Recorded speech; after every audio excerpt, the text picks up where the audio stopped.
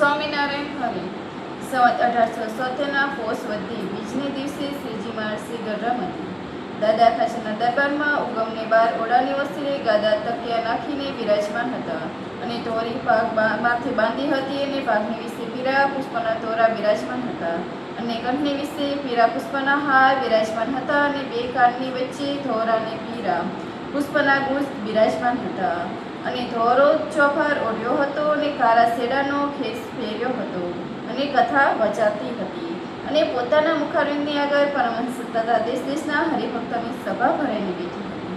પછી સ્વામી શ્રી સહજાનંદ મહારાજ બોલ્યાજી, સાંભળો, સર્વને એક પ્રશ્ન પૂછીએ છીએ। ત્યારે સર્વ હરિભક્તોએ હાથ જોડીને કહ્યું, જી પૂછો। ત્યારે શ્રીજી મહારાજ બોલ્યાજી, અજ્ઞાનીમાં અતિશય અજ્ઞાની તે કોણ છે? પછી તો સર્વ વિચારી રહ્યા પણ ઉત્તર કરી શક્યા નહીં। પછી શ્રીજી મહારાજ બોલ્યાજી, લ્યો, એમ કહીને ઉત્તર કરીને ત્યારે સર્વ રાજી થઈને કહ્યું, જી હે મહારાજ, તમે જ યથાર્થ ઉત્તર થશે માટે કહો। પછી શ્રીજી મહારાજ બોલ્યાજી, આ દેહમાં રહેનારો જે જીવ છે તે રૂપને જુએ છે અને પુરૂપને પણ જુએ છે તથા બાળ યૌવનની વૃદ્ધાપના તેને જુએ છે, એવા અનંત પદાર્થને જુએ છે, પણ જોનાર પોતપોતાના જોતા નથી અને કેવળ બાહ્ય દ્રષ્ટિ કરીને પદાર્થને જોયા કરે છે। માટે પોતે પોતાને નથી જોતો તે જ અજ્ઞાનમાં અતિશય અજ્ઞાની છે। અને જેમ નેત્ર કરીને અનંત પ્રકારના રૂપના સ્વાદને લે છે, તેમજ સ્વાદ, તપ, રસ, ધાન ઇત્યાદિ સર્વ ઇન્દ્રિયોએ કરીને વિષય સુખને ભોગવે છે ને જાણે છે, પણ પોતપોતાના સુખને ભોગવતો નથી અને પોતપોતાના રૂપને જાણતો નથી। એ સર્વ અજ્ઞાનમાં અતિશય અજ્ઞાની છે અને એ જ ઘેલામાં અતિશય ઘેલો છે।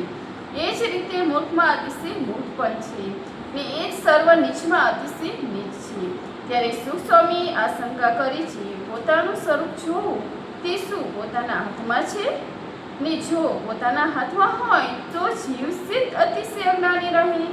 ત્યારે શ્રીજી મહારાજ બોલ્યા છે, જેને સત્સંગ થયો છે તેને તો પોતાના જીવાત્માનું દર્શન પોતાના હાથમાં જ છે ને જે દાડે એને પોતાના સ્વરૂપને જોયાનો આદર કર્યો ને ન દીઠું અને જે જીવ માયા આધીન થકો પરવશ થઈને તો સપન અને સુષુપ્તિ અવસ્થામાં અંતદ્રષ્ટિ કરીને જાય છે, પણ પોતપોતાની જાણે કોઈ દિવસ પોતાના સ્વરૂપને જોવાની અંતદ્રષ્ટિ કરતો નથી અને જે ભગવાનના પ્રતાપને વિચારીને અંતદ્રષ્ટિ કરે છે તે તો પોતાના સ્વરૂપને અતિશય ઉજ્જવળ પ્રકાશમાન જુએ છે અને તે પ્રકાશને મધ્ય પ્રત્યક્ષ એવા જે પુરુષોત્તમ ભગવાન તેની મૂર્તિને જુએ છે અને નારદ સનકાદિક એવા સુખનો પણ થાય છે। માટે હરિભક્તો તો જે એટલી કસર રહે છે તેટલી પોતાની આરસ કરીને રહે છે।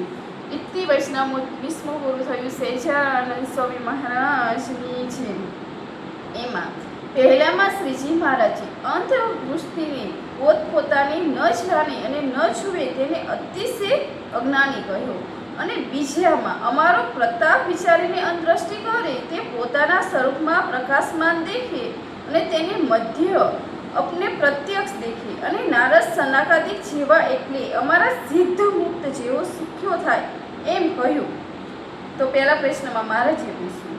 બીજા પ્રશ્નમાં જે અમારો પ્રતાપ વિચારીને અંતવૃત્તિ કરે તે પોતાના સ્વરૂપને દેખે તેની વિશે અમારી મૂર્તિને પણ દેખે એમ શ્રીજી મહારાજે કહ્યું। તે અંતદ્રષ્ટિ તે શું અને જીવાત્માને વિશે તો શ્રીજી મહારાજ અન્વયપણે અંતર્યામીપણે રહ્યા છે અને વ્યતિરેક મૂર્તિ તો અક્ષર કોટીથી પર પોતાની તેજરૂપ અક્ષરધામને વિશે રહી છે, તે જીવાત્માની વિશે શી રીતે દેખાય? પછી ઉત્તર કર્યો, જે ભાવ ભૂલીને પોતાના ચૈતન્યને શ્રીજી મહારાજના તેજરૂપ અક્ષરધામ તે રૂપ માનીને તે આત્મકારે વૃત્તિ કરીને તેમાં શ્રીજી મહારાજની મૂર્તિને ધારે તે અંતદ્રષ્ટિ કહેવાય અને સાધુનો સમાગમ કરીને શ્રીજી મહારાજને સરોવરી જાણી તો પોતાની શ્રીજી મહારાજના તેજ રૂપ માનીને શ્રીજી મહારાજનું મનુષ્ય રૂપે દર્શન આપતો હોય ત્યારે તે મનુષ્ય રૂપે મૂર્તિને જીવાત્મામાં ધારે અને મનુષ્ય રૂપે ન દેખાતા હોય ત્યારે શ્રીજી મહારાજની પ્રતિમાને ધારે ત્યારે તે જીવ મહા તેજ રૂપ થાય અને તે તેજમાં મૂર્તિને પ્રકાશમાન દેખે। સહજાનંદ સ્વામી મહારાજની જય। Thank you.